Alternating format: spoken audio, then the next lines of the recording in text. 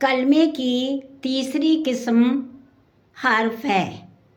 حرف ایسا لفظ ہے جو اکیلے کوئی معنی نہیں دیتا، اسم کے ساتھ اور اسم کو ملاتا ہے، اسم اور فعل کا تعلق پیدا کرتا ہے اور جملے کو ایک لڑی میں پرو دیتا ہے۔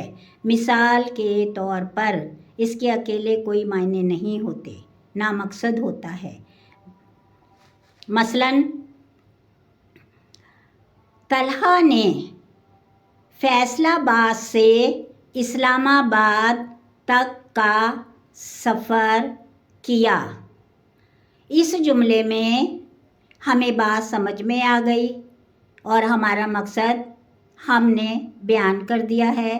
اس جملے میں نے سے تک جو استعمال ہوئے ہیں حروف ہیں یہ، اور یہ جملے کو جوڑ کر بامقصد بامعنی ہمیں مقصد بیان کر رہے ہیں اور ہمیں کوئی چیز یا کسی کے بارے میں علم دے رہے ہیں۔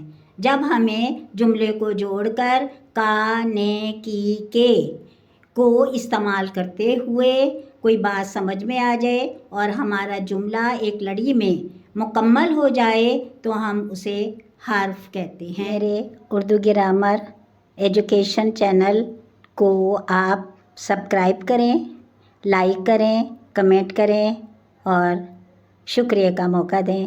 انشاءاللہ تعالی آئندہ ملیں گے۔